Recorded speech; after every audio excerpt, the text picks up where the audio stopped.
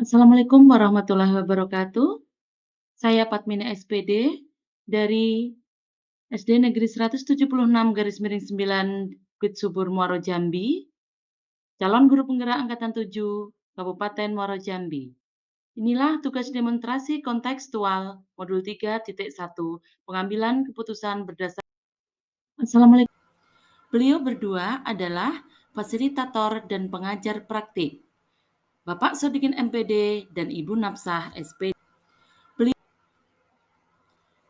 Tujuan pembelajaran khusus ini adalah calon guru penggerak dapat melakukan suatu analisis atas penerapan proses pengambilan keputusan berdasarkan pengetahuan yang telah dipelajarinya tentang berbagai paradigma, prinsip, serta 9 langkah pengujian pengambilan keputusan di sekolah asal masing-masing dan sekolah lain di lingkungannya. Pada kesempatan ini saya mewawancarai dengan dua kepala sekolah, yaitu Kepala Sekolah SD Negeri 176 garis miring 9 Bukit Subur dan Kepala Sekolah SMA Negeri 9 Muaro Jambi. Beliau adalah Ibu Masralita SPD dan Ibu Paridah SPD MPD. Assalamualaikum warahmatullahi wabarakatuh, Bu Kepala Sekolah. Ya, Waalaikumsalam warahmatullahi wabarakatuh.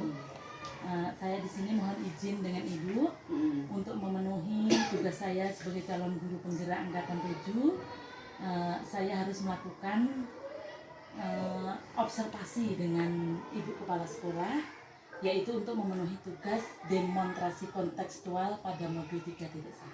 Apakah Ibu Kepala Sekolah bersedia? Bersedia. Alhamdulillah kalau begitu. Baiklah, dalam observasi ini Bu, kita membahas tentang dilema etika atau bujukan moral. Nah, di sini saya akan mewawancarai Ibu nih. Selama ini nih Bu, bagaimana Ibu dapat mengidentifikasi kasus-kasus yang merupakan dilema etika atau bujukan moral? Dilihat dari sudut pandang moral dan hukum. Apabila kasus tersebut melanggar hukum, maka istilahnya itu berarti benar lawan salah. Namun jika masih bisa dikatakan benar sama benar, masalah tersebut berarti dilema etika. Dilihat dari kasusnya apa. Dari kasusnya apa Bu ya? Baiklah Ibu. Terus selama ini nih Bu, bagaimana Ibu menjalankan pengambilan keputusan di sekolah Ibu, itu terutama untuk kasus-kasus di mana ada dua kepentingan yang sama-sama benar atau sama-sama mengundang nilai kebajikan? Melakukan identifikasi kasus. Terus misalnya berbagai sudut pandang, kita menimbang mana yang benar, terus melibatkan banyak orang yang ada di lingkungan sekolah, terus yang sama-sama tidak merugikan. Saling menguntungkan. Ya. Yang penting melibatkan banyak orang. Iya, intinya dimusyawarahkan ya. Dimusyawarahkan. Baiklah Ibu. Terus langkah-langkah atau prosedur seperti apa nih Bu yang biasa Ibu lakukan selama ini? Langkah-langkah yang saya lakukan yaitu pertama adalah menentukan penyebab permasalahan. Penyebabnya dulu. Kita cari apanya dulu, akarnya dulu, terus baru berdiskusi dengan warga sekolah, terus membuat beberapa solusi, menimbang, terus juga mencari solusi yang benar, yang tepat, yang cocok. Baiklah Ibu. Kemudian hal-hal apa saja nih yang selama Ibu anggap efektif dalam pengambilan keputusan pada kasus dilema etika ini Ibu? Memperhatikan serta mendahulukan kepentingan umum, terus sehingga yang bermanfaat bagi banyak orang. Netral ya Bu? Iya, netral. Kita sebagai pemimpin ya netral mengambil keputusan. Oke, betul. Nah, kemudian Ibu, hal-hal apa saja yang selama ini merupakan tantangan dalam pengambilan keputusan pada kasus-kasus dilema etika ini? Kadang-kadang kita ya walaupun kita mengambil keputusan itu sudah benar, namun kadang tidak semuanya menerima. Itu adalah sudah risiko. Itu nanti kita musyawarahkan, kita berikan penjelasan. Kemudian, apakah Ibu memiliki sebuah tata cara atau jadwal tertentu ini Bu dalam Ibu menyelesaikan kasus di Lima Etika, apakah Ibu langsung menyelesaikan sendiri di tempat itu, atau memiliki jadwal menyelesaikannya misalkan di kemudian hari gitu, atau prosedur seperti apa itu ya Ibu? Setiap ada kasus kita usahakan menyelesaikan secepat mungkin. Jadi kita musyawarahkan secepat mungkin kita selesaikan. Jadi kita tidak menunda-nunda. Nah itu adalah suatu istilahnya tuh apa namanya tuh, kalau kita akan menunda-nunda akan berakibat tidak baik. Jadi langsung seketika ada kasus kita selesaikan.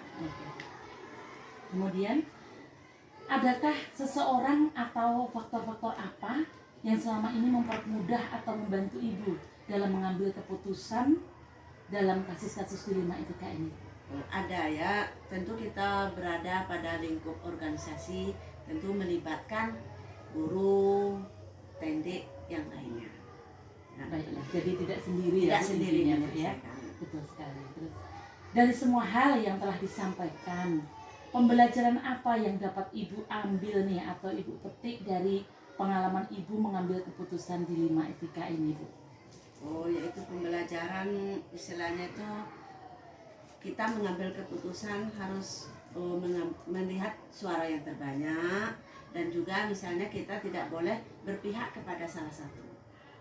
Jadi kita lihat dulu dari sudut pandang apa masalahnya, biar tidak ada yang tersakiti, sama-sama mengenakan, sama-sama menyenangkan. Berarti dari pengambilan keputusan itu tidak sekedar hanya mengambil keputusan, tetapi memang harus dipikirkan secara matang ya Bu ya. Oke, baiklah Ibu, gak terasa ternyata kita sudah selesai dalam observasi saya ini dengan Ibu. Saya mengucapkan beribu terima kasih atas kesediaan Ibu dapat membantu tugas saya, dan semoga Ibu sebagai kepala sekolah di SD Negeri 176 ini dapat menerapkan pengambilan keputusan baik dalam Lima Etika yang sesuai dengan nilai-nilai kebajikan. Terima kasih Ibu. Saya sebagai kepala sekolah SD Negeri 176 Bukit Subur ya, mengucapkan juga terima kasih kepada Ibu Patmini. Semoga dapat menularkan apa yang diperoleh kepada teman-temannya. Amin. Seterusnya juga semoga membawa, tentu harapan saya ada perubahan karena adanya guru penggerak. Ya semoga ya kasus-kasus terus tetaplah ada, dapat kita selesaikan dengan baik. Terima kasih Ibu. Demikianlah wawancara saya sebagai calon guru penggerak angkatan 7 dari SD Negeri 176/9 Desa Bukit Subur, dengan Ibu Kepala Sekolah Ibu Masra Rita SPD, Kepala Sekolah SD Negeri 176/9 Bukit Subur. Terima kasih dan kami akhiri. Assalamualaikum warahmatullahi wabarakatuh. Assalamualaikum warahmatullahi wabarakatuh. Waalaikumsalam. Yang terhormat Ibu Kepala Sekolah SMA Negeri 9 Muaro Jambi, mohon maaf ini saya mengganggu waktunya. Saya harus mengadakan wawancara dengan Ibu ini Bu, untuk memenuhi tugas saya sebagai calon guru penggerak angkatan 7, yaitu modul 3.1 tentang demonstrasi kontekstual, dilema etika atau bujukan moral. Apakah kira-kira Ibu bersedia membantu saya? Iya, bersedia. Baiklah Ibu, silahkan perkenalkan diri terlebih dahulu. Ya, perkenalkan, nama saya Ibu Parida, SPD MPD. Saya Kepala Sekolah SMA Negeri 9 Muaro Jambi. Ya, itu saja namanya. Baik Ibu, terima kasih Bu. Jadi kita langsung saja ya Bu ya.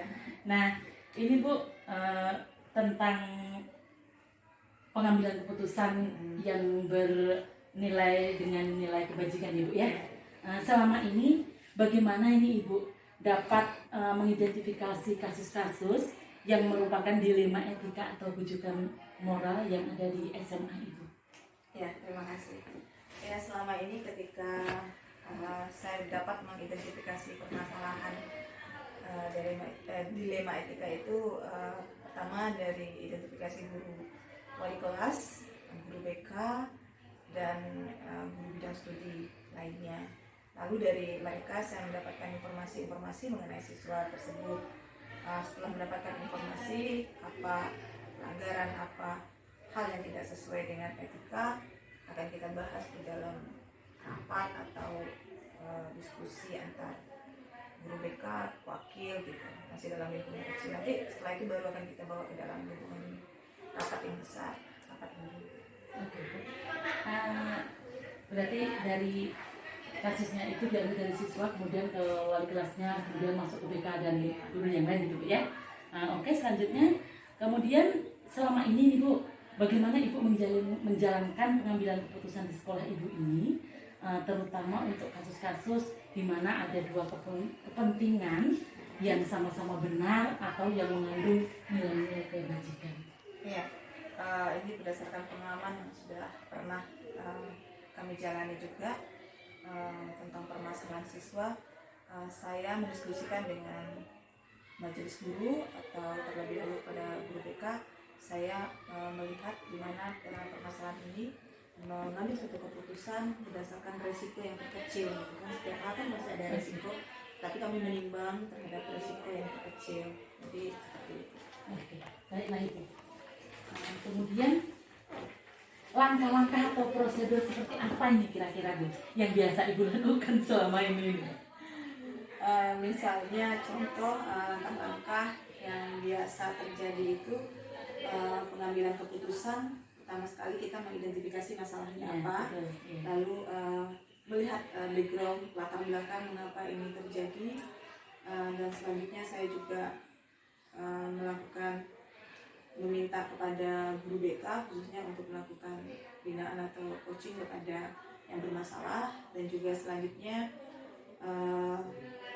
di finalnya kita akan melakukan diskusi dengan semua guru gitu kan di lingkup sekolah. Lalu di sana kita akan mengambil keputusan dengan arahan kita minimalisir resiko gitu. Jadi ada secara bertahap. Jadi tidak semerta-merta ya Bu ya, langsung deal gitu Bu ya. Jadi langsung ada step by stepnya Bu ya.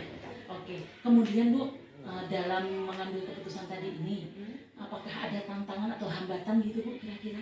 Iya, itulah yang namanya tantangan itu pasti ada. Yang namanya kita hidup bersosial, tentu ada perbedaan pendapat gitu kan. Iya. Perbedaan pendapat tentang guru, tentang menghadapi permasalahan kan dengan latar belakang pemikiran mereka berdasarkan latar belakang pengalaman. Justru banyak yang terjadi tantangan kepada saya adalah bagaimana saya menyamakan pendapat mereka, atau bukan untuk menyamakan pendapat itu sesuatu, tapi mengarahkan mereka untuk kepada satu tujuan gitu. Jadi dengan melakukan kesepakatan. Jadi dengan tantangan itu dengan meminta kesepakatan kepada guru-guru bagaimana menghadapi ini. Itu tantangannya. Kemudian Bu, dalam menyelesaikan tadi, tentu sudah ada tantangan gitu Bu ya, sudah ada hambatan, terus sudah dapat ini solusinya ya. Terus Ibu dalam menyelesaikan kasus itu tadi langsung menyelesaikannya secara langsung atau Ibu punya jadwal tertentu gitu di kemudian hari? Iya, saya akan menjadwalkannya penyelesaiannya dengan menanyakan kesempatan dari bisa dari yang bersangkutan, dari siswa, atau saya buat jadwal untuk pertemuan berikutnya secara privasi gitu kan, tentang permasalahan yang dihadapi oleh siswa tersebut.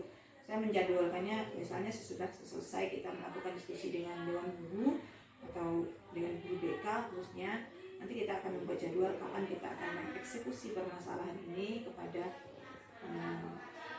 siswa atau kepada yang bermasalah. Oke, berarti dijadwalkan ya Bu ya? Oke. Kemudian Bu, setelah Ibu jadwalkan ini, apakah ada faktor-faktor yang lain yang membantu Ibu untuk menyelesaikan keputusan ini? Kadang-kadang itu ya seperti itu namanya kendala. Dalam setelah kita berdiskusi, kita sudah menentukan jadwal untuk melakukan eksekusi. Di tengah perjalanan itu masih ada masukan dari umpan balik dari guru tentang permasalahan ini. Jadi ketika mendapatkan umpan balik seperti itu, ketika kita akan mengeksekusi, kita kembali ke kesepakatan awal. menyampaikan bagaimana kesepakatan awal kita dan keputusan rapat kemarin. Oke, iya Bu. Nah, kemudian dari semua hal yang telah Ibu sampaikan tadi dari awal hingga akhir ini Bu, lalu pembelajaran apa nih yang dapat Ibu ambil ini dari pengalaman Ibu mengambil keputusan dalam dilema etika di sekolah Ibu ini? Ya itu dia, ketika kita berurusan benar-benar kepada namanya norma, kepada memang akan selalu bertentangan antara kebijakan dan kebijaksanaan, itu akan susah, dimana etika dan norma itu susah untuk kita pilah-pilah. Jadi memang kita harus melihat, benar-benar melihat bagaimana penyelesaiannya. Itu kita harus banyak melihat latar belakang apa yang terjadi, dan juga ada risiko, minimalisir risiko ketika melakukan keputusan. Jadi pembelajaran yang saya peroleh adalah kita tetap akan melakukan sebuah keputusan, kita akan tetap akan mengeksekusi sebuah keputusan, tetapi kita minimalisir resiko yang terendah. Semuanya ada resiko. Oh iya, betul sekali Bu. Jadi semua itu memang kasus itu ada resikonya Bu ya. Jadi Ibu dengan meminimalisir tadi risiko tadi Bu ya, tadi mengambil keputusan dari beberapa kasusnya. Terima kasih Ibu. Sangat membantu sekali tugas saya. Semoga sekolah Ibu, sekolah SMA Negeri 9 ini akan terus maju dengan bimbingan Ibu. Terima kasih Ibu. Kami ucapkan. Demikianlah tadi wawancara dengan Ibu Kepala Sekolah SMA Negeri 9 Muara Jambi. Saya Patmine SPD, calon guru penggerak angkatan 7 dari SD Negeri 176/9 Bukit Subur, Kabupaten Muara Jambi. Sekian, Assalamualaikum warahmatullahi wabarakatuh. Demikian tugas demonstrasi kontekstual modul 3.1. Terima kasih. Assalamualaikum warahmatullahi wabarakatuh.